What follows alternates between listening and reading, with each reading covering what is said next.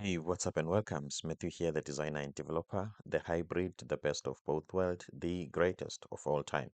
Let's continue with our Shadcn CN UI masterclass. So we are done with the accordion. Now we want to check the alert, okay? So this is the alert. To be honest, when I first click here, I was like, what is this? And I was hoping that maybe when I'm clicking, it's going to alert something or show something or something will pop. I think I have mistaken this with the alert dialog, this one, okay? So this one doesn't do that, okay? So as you can see, it's just a plain box outline with a message, okay? It looks like here you can also have some variation, okay, or more or less like a variant. You can have like a red one, okay. So since this is a very simple component, I have decided to some sort of give you more knowledge about how can it be used, and I'm also going to throw a little bit of Next.js, because if you can implement this as it is, we will just install, copy and paste code, and then that is it, okay. So let's get into it, okay? Let's first copy this and add the alert, okay? As you can see here, we've got our Next.js application. So we are going to add the alert, okay? We are going to add the alert, then it's supposed to be added here, okay? As you can see, guys, here it is, okay? And then what we are going to do, we are going to create our own alert. Where is our folder? Our folder Shadcn CN. As you can see, the first one is my accordion. So let's create my alert as a file.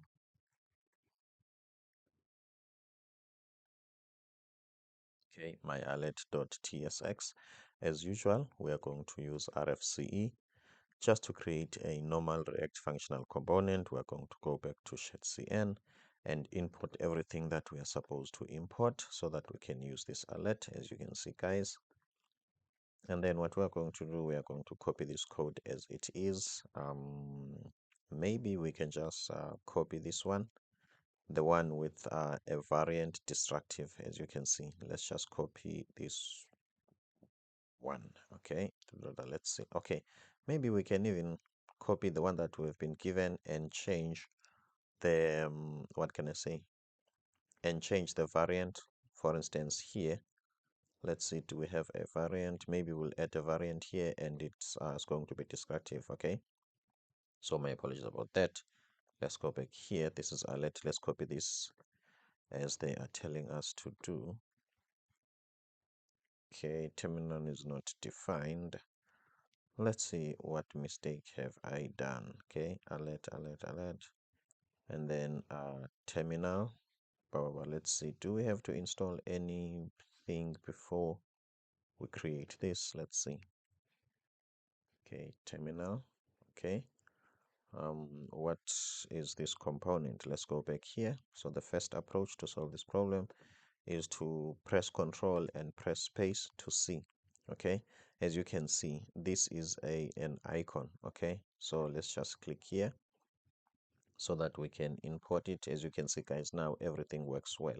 We can click save here. So what we are going to do, we want to display this on our main page. Okay, so let's go and display this, my alert, okay? And then it's a self-closing tag. Let's click save and go back and let's check here. Okay, suppose it shows up here. Okay, as you can see, it's refreshing. And then here is the alert. Okay, as you can see, guys, obviously the alert is too big, okay, like it's spreading across the screen. What we can do, okay, what we can do, we can surround the alert with something like this, okay, as you can see, guys. Maybe we can make our lives easier and don't surround these in all of these div, okay, in all of these components. What we can do, we can surround these like all of them, okay. I hope you do get what we are doing here. We are trying to control all of these, okay. So meaning that if we click save, as you can see, now we have controlled the alert, okay. including the accordion. Okay, I'm happy with this. So what we need to do now, let's say we want to change the icon. Okay, let's go to Lucy the React. Okay, Lucy the icon. Let's search for warning. My apologies about that. Let's search for warning, and then we're going to copy this, and then we're going to change it here. Okay, we're going to change this. Let's say, okay, as you can see. So let's just copy this and replace this terminal and delete this. Okay, and then let's import it. So what I'm going to do, I'm going to press Control and space, then I import this. So the other thing that I'm going to do, I'm just going to, okay guys, I'm back. My apologies about that. There was a sudden disturbance, so I had to quickly pause the video. So I hope I am going to continue from where I have left. So let's just click save so that I can see where we are in terms of the project. Okay, we have managed to change the icon, and I was about to make this content small. Okay, that's what I was about to do before the disturbance. Okay, so as you can see guys, that's about it. So let's just come here on the alert and let's type a variant. Let's see, suppose here I get an IntelliSense, okay, something like this, so that it can show us the different types of options. I think this is because of TypeScript. Okay, so as you can see guys, this is a variant and alert. Okay, so as I've told you that this is more like a simple copy and paste kind of a code. So as a bonus, I'm just going to teach you something on Next.js on maybe how this can be used in most platform or in most applications, like I think even TikTok, YouTube, and I haven't seen it on WhatsApp. Okay, so when you open the application, let's just make an example with what? Okay, let's just go here. Okay, when you open the application, okay, the company itself wants to send some messages to you. Okay, so usually when you open your dashboard, there will be a message here. Okay, more like an alert, like this one, guys. Okay, more like something like this. Maybe it's telling you that your account is not up to date, or maybe they are telling you that we have changed our terms and conditions. So that is their own way of communicating directly to you depending on certain circumstances. So this is what I'm going to show you as an extra bonus. So what we are going to do based on the parameters, on the URL parameters, let's say we were what can we say, we were a banking company, so it's important that your account money, the money that you have, it needs not to be zero. Okay, so if it's zero, that means you don't have money on your account. We need to show some sort of an alert to tell you that please top up your account. Okay, your account balance is too low. But we are going to use search parameters, or yes, query parameters here. Okay, the parameters from this URL. So this is just an added Next.js bonus. Okay, so this is how it works. Let's say we are going to have a parameter which is balance. Okay, something like this, balance equal to 0. If balance is equal to 0, when you um, visit this website with balance equal to 0, it needs to show you this warning. But if your balance it's more than that, or there is no query parameter at all, then it's not going to show this. I hope you do get what I'm trying to say, and I also hope it's helping you to learn how to use things. Okay, so what we are going to do now, let's go here, where we are. Let's come here on this page. Must we do that? Yes, let's just do that on the main page. Okay, first of all, with Next.js, let's make this a client component, not a server-side component. So how are you going to do that? You just type here use client and click save, and then here let's make sure that we stick to our React best practices. Our components must start with capital letters, and I'm happy with that.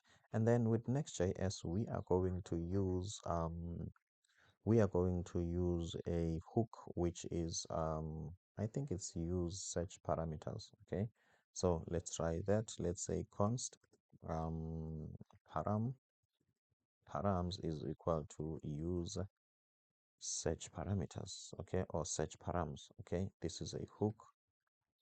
Okay, and then from then, I'm not a big fan of memorizing code. Okay, I make use of TypeScript and also the program itself to help me and understand what's going on in a particular function or hook. So what I'm going to do here, I'm just going to type this params as it is, this one. Okay, I'm just going to type dot to see what do I get there, what are the options. Okay, so let's check here get. Okay, and then let's get balance, because the query is going to be balanced. And then from there, let's just alert this. Okay, let's just alert this balance. Okay, let's just alert this balance. Okay, so let's go back here. Okay, as you can see, guys, we don't have balance, so this is alerting null. Okay, as you can see, it's alerting null. Now let's just click onto here. Now we've got balance of 5. So let's see. As you can see, guys, this is giving us the balance. Okay, as you can see, so we are winning, we are managing to get this query parameter. Okay, so what we're going to do based on this query parameter, we need to make some decision. Okay, so let's just type here const balance equal to, let's copy this as it is. Okay, let's remove this alert, and then let's put that 5 inside here. Okay, and then let's come here to the alert. Okay, we are going to render the alert conditionally, so we need to open a block of code and then move this alert to here. Okay, and then what we are going to do, let's ask, is this balance true? We are going to use a ternary operator, so we are asking, is it true? If it's true, meaning that it's not null. Okay, yeah, let's say if it's not null, then let's alert this. If it's null, let's click this. If it's null, let's just alert an empty string, as you can see, guys. Okay, so what this code is going to do, it's going to check, do we have the balance? As you can see, for now we have it, so we are displaying this alert.